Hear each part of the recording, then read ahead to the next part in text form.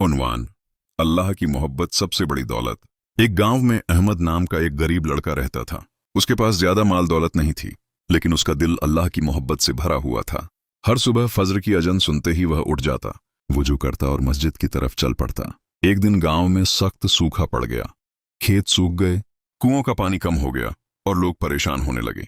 अहमद के घर में भी खाने पीने की चीजें कम होती जा रही थीं।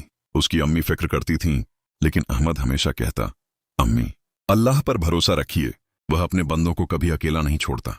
एक रात अहमद तहज्जुद के वक्त उठा और अल्लाह से दुआ करने लगा, या अल्लाह, तू रहमान और रहीम है, हमारे गांव पर अपना करम फरमा, बारिश अता फरमा और हमारे दिलों को अपने नूर से भर दे। उसकी आंखों से आंसू बह रहे थे और उसका यकीन पहले से भी मजबूत हो गया था। अगले दिन मस्जिद में इमाम साहब ने कहा, जो अल्लाह से मोहब्बत करता है, अल्लाह भी उससे मोहब्बत करता है। यह सुनकर अहमद का दिल खुश हो गया और उसने तय कर लिया कि चाहे हालात कैसे भी हों, वह अल्लाह की इबादत और नेक काम नहीं छोड़ेगा।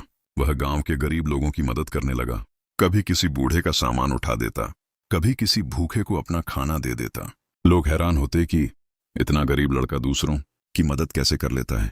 कुछ दिनों बाद एक शाम आसमान पर बादल छा गए, तेज हवा चलने लगी और फिर जोरदार बारिश शुरू हो गई।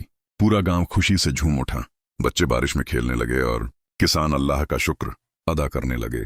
अहमद ने आसमान की तरफ देखा और मुस्कुराकर कहा, अल्हम्दुलिल्लाह, अल्लाह ने हमारी दुआ सुन ली। उस रात उसे दिल में एक अजीब सुकून महसूस हुआ। उसे समझ आ गया कि असली खुशी माल दौलत में नहीं, बल्कि अल्लाह की मोहब्बत और उस पर भरोसा करने में है। समय बीतता गया और अहमद एक नेक और कामयाब इंसान बन गया। लोग उसकी इज्जत करने लगे क्योंकि वह हमेशा अल्लाह की रजा को सबसे ज्यादा अहमियत देता था।